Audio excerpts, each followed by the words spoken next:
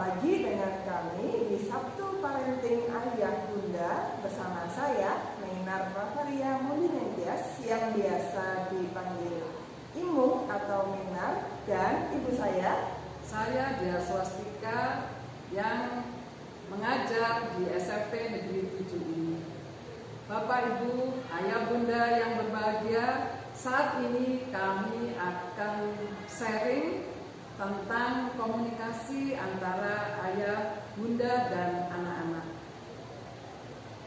Ayah bunda yang berbahagia, pada zaman dahulu kala, ketika itu ada seorang seniman yang populer, yaitu mungkin ayah bunda tahu, yaitu tentang Khalil Gibran. Khalil Gibran mengatakan, anakmu bukan anakmu. Mereka adalah putra-putri kerinduan kehidupan terhadap dirinya sendiri. Mereka terlahir lewat dirimu, tetapi tidak berasal dari dirimu. Dan meskipun mereka bersamamu, mereka bukan milikmu.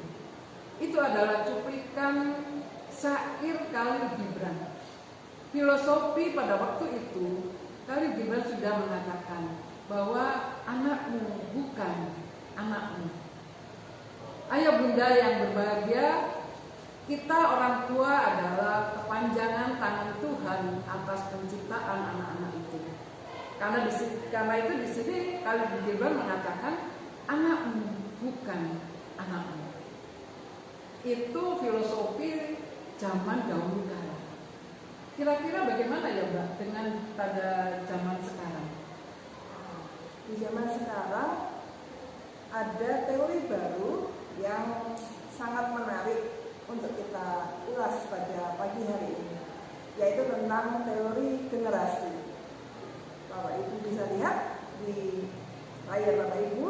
Nah, di situ nanti ada beberapa generasi ya. Ya, beberapa generasi. Jadi perentang, ada generasi X, ada generasi Y, ada generasi milenial, ada generasi digital, dan itu nanti akan kita ulas bareng. Ya, silakan lihat cuplikan berikut ini. Baik ayah bunda, karena kita akan membahas tentang teori generasi dan anak-anak kita adalah anak-anak generasi Z, maka perlu saya sampaikan ciri-ciri anak generasi Z. Namun sebelumnya kita perlu tahu bahwa generasi Z adalah generasi yang lahir setelah generasi Y. Anak-anak yang termasuk dalam generasi ini adalah anak-anak yang lahir antara tahun 1995 sampai dengan 2010. Generasi Z sering juga disebut sebagai generasi internet.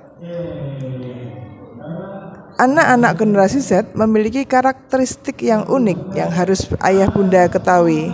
Hal ini sangat bermanfaat bagi ayah bunda untuk melakukan komunikasi yang baik yang sesuai dengan karakteristik generasi Z dan juga kebutuhan mereka.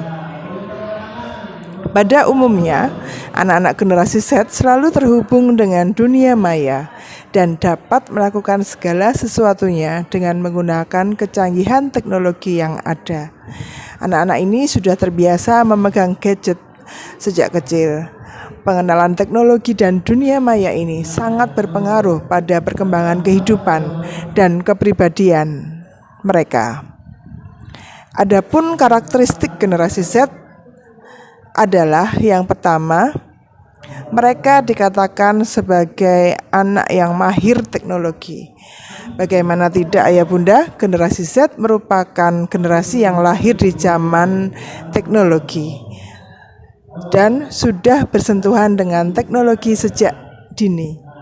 Ketika berbagai aplikasi komputer mulai berkembang, sehingga segala sistem yang ada mulai dilakukan dengan metode komputerisasi dan digitalisasi, membuat anak-anak generasi Z ini memiliki kemampuan baik dalam menguasai teknologi, bahkan dianggap bawaan sejak lahir.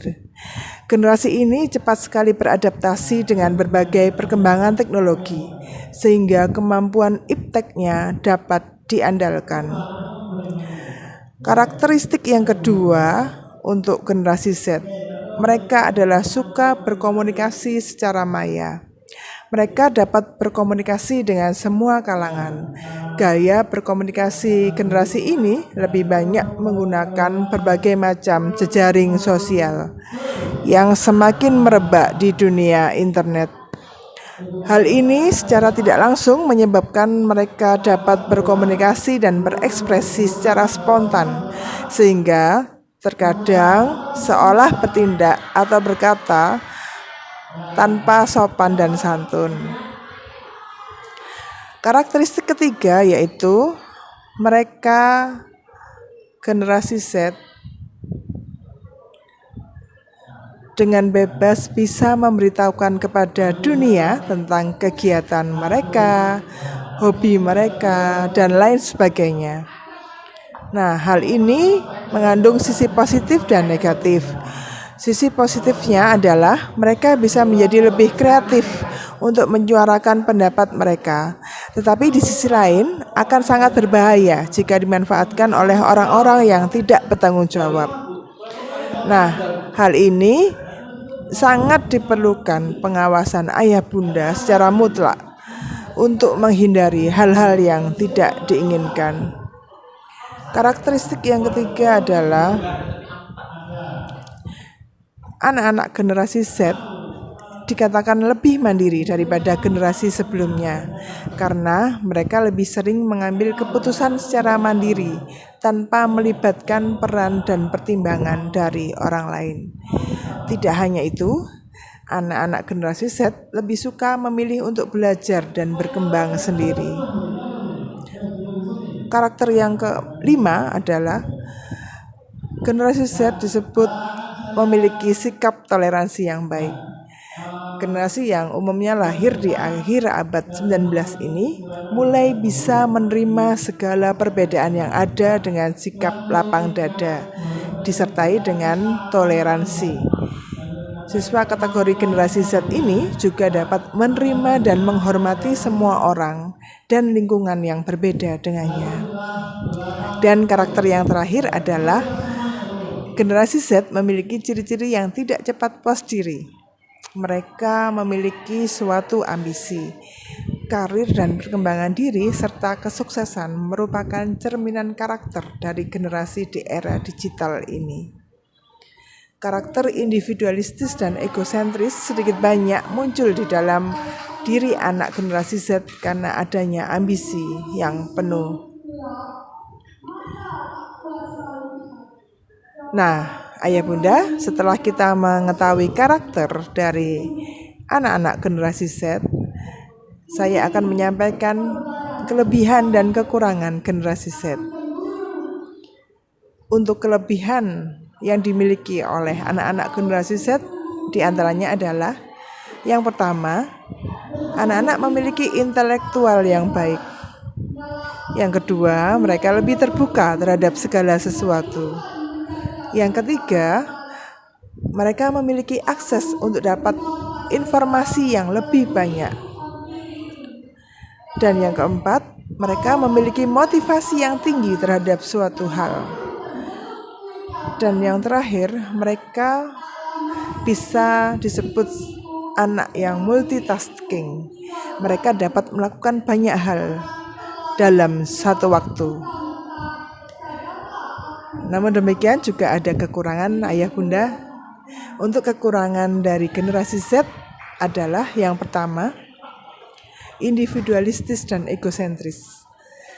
Dan yang kedua, mereka disebut sebagai anak yang kurang fokus. Dan yang ketiga, mereka menyukai hal-hal yang instan dan kurang menghargai proses. Dan yang terakhir, mereka masih memiliki emosi yang labil.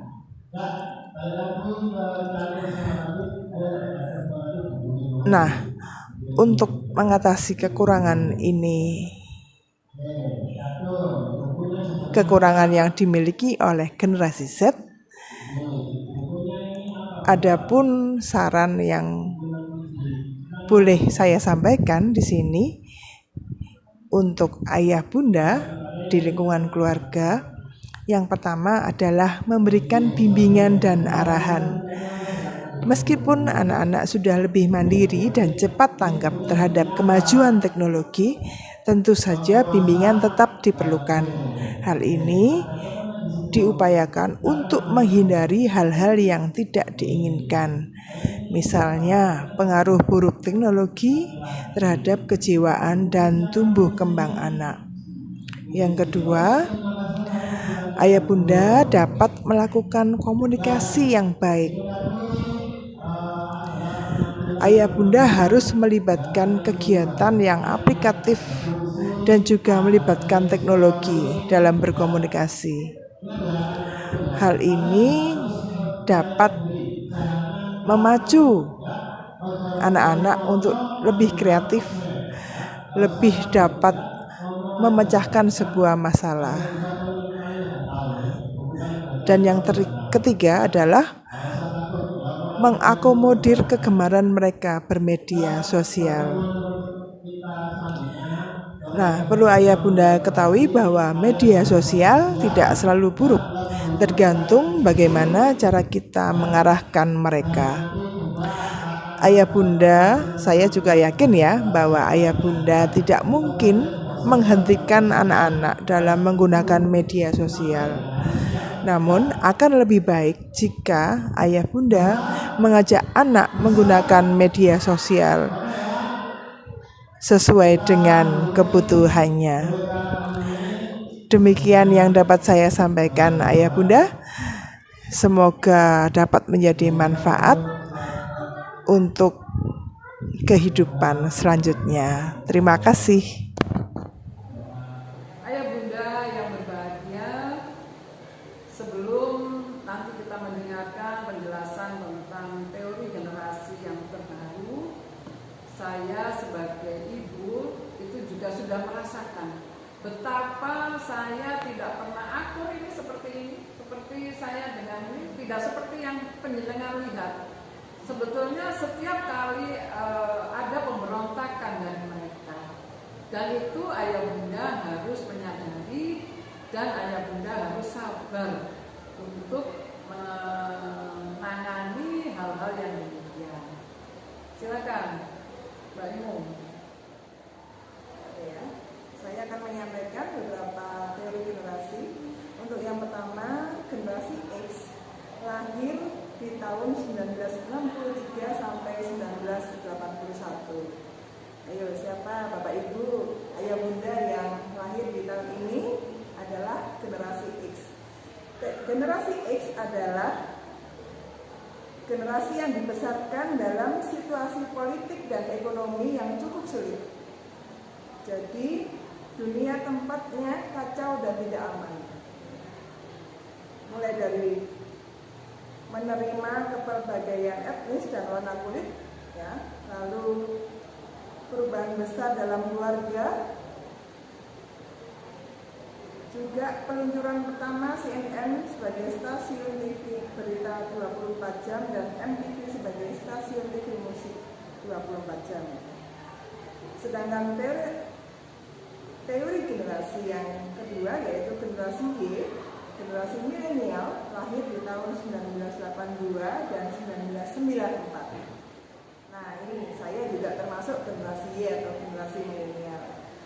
Nah, di sini perkembangan teknologi, khususnya teknologi informasi yang sangat pesat, selalu on dalam dunia maya, urbanisasi, budaya populer, tidak tergantung brand, homeschooling sudah mulai ada dalam generasi ini.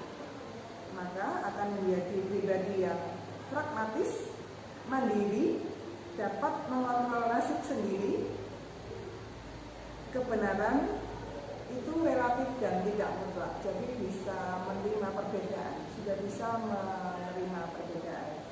Sedangkan generasi Z yang lahir di tahun 1995 sampai 2010, nah ini mungkin anak-anak kita yang usianya rentang di tahun ini itu sudah berbeda generasi dengan Bapak Ibu. Di sini anak-anak adalah anak-anak yang recession mark, WiFi enable, jadi sudah kita sudah tahu banyak ada WiFi di mana-mana dan mereka bisa mengakses apapun yang mereka dapatkan, dan multirasial, jadi banyak budaya yang mereka juga dapat terima, dapat serap. Oleh karena itu butuh kontrol yang baik untuk anak-anak ini dari panjenengan semua. Itu teori generasinya. Baik, Bu. Jadi ayah bunda yang berbahagia, karena perbedaan generasi, seperti yang dikatakan Khalil Gibran, kau boleh memberi mereka cintamu, tapi bukan pikiranmu, sebab mereka memiliki pikiran sendiri. Kau bisa memelihara tubuh mereka, tapi bukan jiwa mereka. Ayah bunda yang berbahagia, jangan putus asa, karena perbedaan generasi yang mungkin kita sebagai orang tua tidak diterima oleh anak-anak. Jangan putus asa, tetap doakan mereka, tetap bimbing mereka, dan selalu ada dalam rengkuhan kasih sayang ayah dan bunda. Mungkin Mbak Imu bisa sharing sebagai anak bagaimana zaman dulu ketika Imu kecil berkomunikasi dengan orang tuanya, dengan ayah bundanya, yaitu saya dan bapaknya. Monggo Mbak Imu. Terima kasih. Baik Bapak Ibu ayah bunda, saya sedikit sharing ya. Jangan dikira bahwa kami duduk berdua di sini itu adalah kami baik-baik saja. Kami juga penuh sekali dengan perbedaan pendapat. Ya, jadi karena kami berbeda generasi, kami mempunyai pendapat yang berbeda, tapi tetap Bapak Ibu, tetap ya ayah bunda, bahwa controlling yang paling baik adalah panjenengan berdua, ayah dan bunda. Karena kami anak-anak itu belum mempunyai pengalaman yang lebih dari ayah bunda.